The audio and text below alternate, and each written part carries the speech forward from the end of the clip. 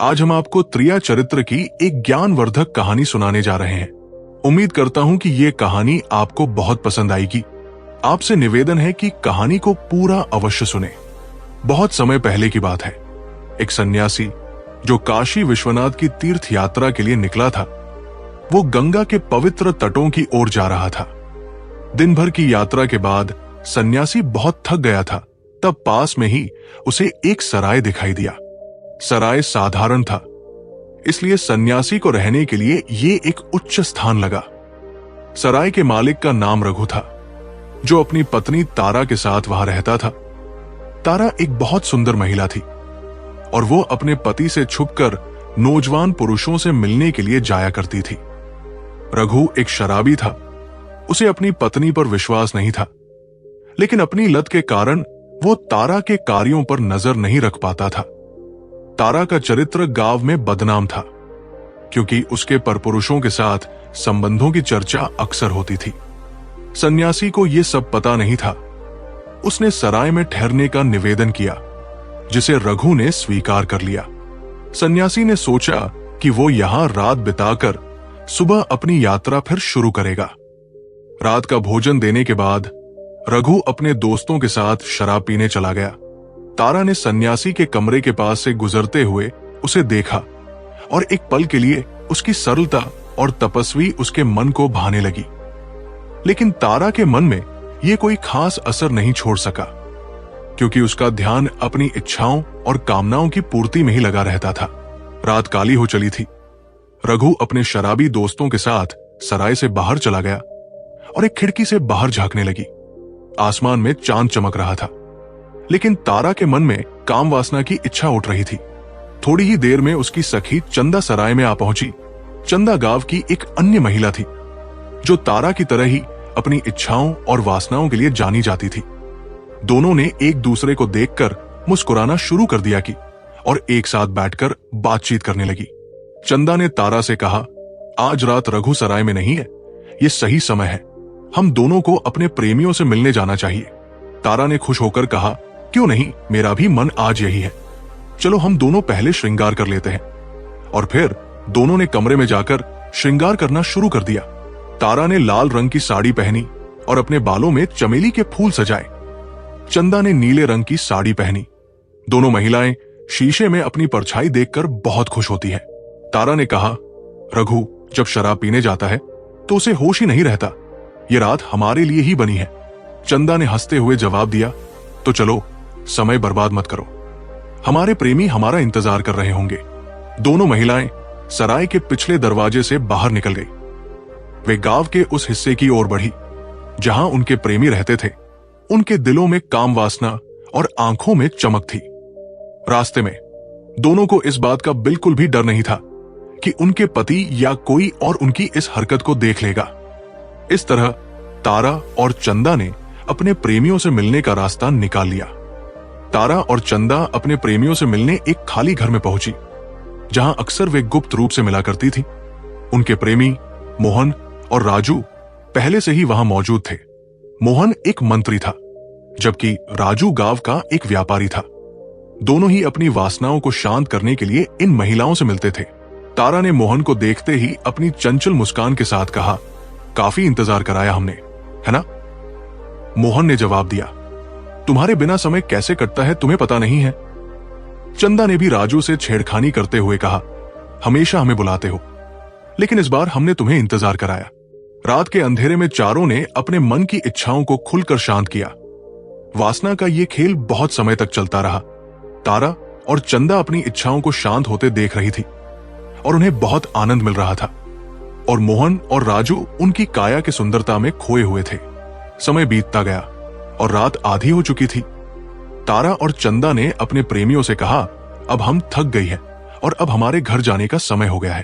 तारा ने सोचा कि उसका पति रघु नशे में होगा और उसे कुछ भी पता नहीं चलेगा। लेकिन जैसे ही तारा सराय के दरवाजे पर पहुंची, उसने देखा कि रघु बाहर खड़ा है। उसके हाथ में शराब की बोतल थी और उसकी आंखें लाल हो रही थी। तारा को देखकर वो चिल्लाया, कहां से आ रही हो? तारा, ये श्रृंगार किसके लिए था? तारा डर गई और कुछ कहने की कोशिश की, लेकिन रघु ने उसकी बात सुने बिना उसे पकड़ लिया। गुस्से में उसने तारा को जमीन पर गिरा दिया और उसे मारने पिटने लगा। तारा चिल्लाई, लेकिन रघु का गुस्सा कम नहीं हुआ। उसने तारा को रस्सी से एक खंबे के साथ बांध दिया। तारा की सखी चंदा, जो उसे सराय तक छोड़ने आई थी, ये सब देख रही थी। उसने सोचा कि अब क्या किया जाए। रघु के क्रोध और तारा की चीखों को देखकर चंदा समझ गई कि अब तारा को बचाने का कोई और उपाय करना होगा। चंदा ने तारा से छिपकर कहा, तुम अंदर जाओ और आराम करो, मैं तुम्हारी जगह खड़ी हो जाती हूं। तारा ने घबराकर पूछा, तुम ऐसा क्यों करोगी?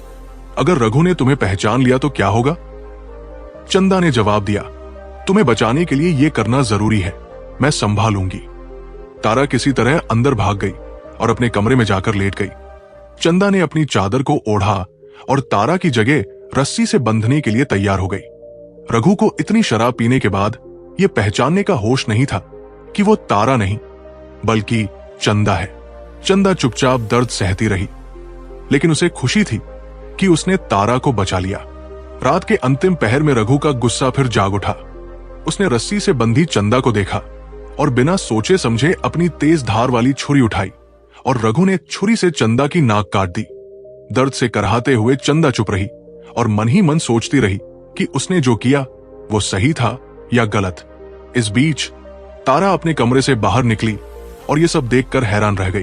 तारा ने चंदा को रस्सी से छुड़ाया और खुद उसकी जगह रस्सी से बंधने को तैयार हो गई। चंदा खून से लथपथ धीरे धीरे अपने घर लौट गई।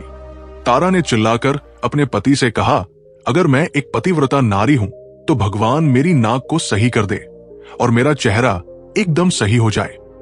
तारा का पति अभी भी नशे में ही था तो उसे कुछ समझ नहीं आया और वो वापस वही सो गया। चंदा अपने घर पहुंची, उसकी नाक से खून निकल रहा था। चंदा के पति सुरेश की नींद खुल गई और उसने चंदा से पूछा, ये क्या हुआ? चंदा ने अपने भीतर के गुस्से और अपमान को छिपाते हुए कहा, तुम्हारे कारण ये हुआ है। तुमने रात को मेरी नाक काट दी जब मैं सो रही थी। सुरेश हैरान रह गया, मैं तुम्हारे साथ ऐसा कभी नहीं कर सकता, तुम्हें कोई गलतफहमी हुई है। चंदा ने गुस्से में कहा, तुम्हारे नीच बर्ताव और पागलपन ने मेरी ये हालत कर दी है, अब मैं इसे ऐसे नहीं छोड़ूंगी। सुबह होते ही चंदा ने तुरंत गांव के सिपाहियों को बुलाया और सुरेश पर नाक काटने का झूठा आरोप लगाया। सिपाही सुरेश को गिरफ्तार कर राजा के दरबार में ले गए। राजा ने जब चंदा की नाक देखी और उसकी बात सुनी तो वो क्रोधित हो गया। ये कैसे हो सकता है कि एक पति अपनी पत्नी पर ऐसा अत्याचार करे? राजा ने सिपाहियों से कहा, सुरेश को मृत्युदंड दिया जाए, ऐसे अपराधी को जिंदा रहने कोई अधिकार नहीं है। सुरेश ने अपनी सफाई देने की कोशिश की, लेकिन चंदा की चालाकी और दर्द भरी हालत ने राजा का दिल बदल दिया। सुरेश को अगले दिन फांसी की सजा सुनाई गई। इस बीच सराय में ठहरे सन्यासी ने रात को हुई सारी घटनाओं को देखा और समझ लिया था। वो जानता था कि असली अपराधी चंदा और तारा है। सन्यासी राजा के दरबार में गया। सन्यासी ने राजा से कहा, महाराज, सत्य को जाने बिना फैसला करना उचित नहीं है। मैं रात को हुई हर घटना को जानता हूं। असली अपराधी दो स्त्रियां हैं जो परपुरुषों के साथ संबंध बनाती हैं और झूठ बोलकर भोले भाले लोगों को फंसाती है। राजा ने सन्यासी की बात सुनी और तारा और चंदा को दरबार में बुलवाया और जब उन दोनों को डराकर पूछा गया तो दोनों ने सच स्वीकार कर लिया। जब तारा और चंदा ने सच स्वीकार किया तो राजा क्रोध में भर गया। उसने दरबार में सभी लोगों के सामने कहा, इन स्त्रियों ने न केवल अपने पतियों को धोखा दिया है बल्कि एक निर्दोष व्यक्ति को भी फंसाने की कोशिश की है। ये पाप और अन्याय दोनों है। राजा ने तारा और चंदा को मृत्युदंड देने का आदेश सुनाया। उसने कहा, इनके दुष्ट कार्यों से समाज पर गलत प्रभाव पड़ता है। इनकी सजा से लोग जानेंगे कि अधर्म और झूठ का परिणाम क्या होता है। सिपाहियों को आदेश दिया गया कि अगले दिन सूरज उगने से पहले तारा और चंदा को फांसी पर चढ़ा दिया जाए। दरबार में सभी लोग राजा के इस निर्णय की प्रशंसा कर रहे थे। जब तारा और चंदा को जेल में बंद किया गया तो तारा ने कहा, हम यहां मरने के लिए नहीं आए हैं, हमें कोई न कोई रास्ता निकालना होगा। चंदा ने उसकी बात को मान लिया और दोनों ने मिलकर एक योजना बनाई। अगले दिन जब तारा को राजा के सामने पेश किया गया तो उसने राजा को लुभाने की कोशिश की। उसने अपनी मोहक अदाओं और बातों से राजा का ध्यान अपनी ओर खींचा। तारा ने कहा, महाराज, अगर हमें मौत ही देनी है तो क्यों न हमारी अंतिम इच्छा पूरी की जाए। राजा ने उसकी बात मान ली।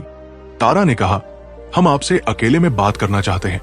राजा तारा की बातों में आ गया और उसे अकेले में बुला लिया।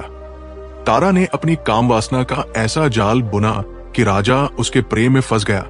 तारा ने राजा के साथ संबंध बनाए और राजा ने तारा की खूबसूरती को देखकर उसे मृत्युदंड देने का विचार छोड़ दिया। इस बीच चंदा ने भी सिपाहियों को गुमराह कर दिया और तारा के साथ मिलकर राजा के खजाने से कीमती गहने और धन चुरा लिया। रात के समय तारा और चंदा राजा को छोड़कर खजाना लेकर भाग निकली। तारा के जाने के बाद राजा को अपनी गलती का एहसास हुआ तो वो डर गया कि अगर ये बात बाहर आ गई तो उसकी इज्जत नष्ट हो जाएगी। इसलिए राजा ने चुप्पी साध ली और किसी को कुछ नहीं बताया। प्रिय दोस्तों, इस कहानी से हमें ये सीख मिलती है कि नारी किसी को भी भ्रमित कर सकती है और नारी के त्रिया चरित्र को कोई नहीं समझ सकता। प्रिय दोस्तों, यदि आपको ये कहानी अच्छी लगी हो तो कमेंट में हर हर महादेव अवश्य लिखें और अपने व्हाट्सएप ग्रुप में भी ये कहानी अवश्य शेयर करें, जिससे अन्य लोगों को भी इस कहानी का ज्ञान प्राप्त हो सके। प्रिय भक्तों, ऐसे ही रोचक कहानियां पाने के लिए हमारे चैनल को सब्सक्राइब कर लीजिए और बेल आइकन को ऑन कर लीजिए। मिलते हैं दोस्तों आपसे एक और नई कहानी के साथ। धन्यवाद।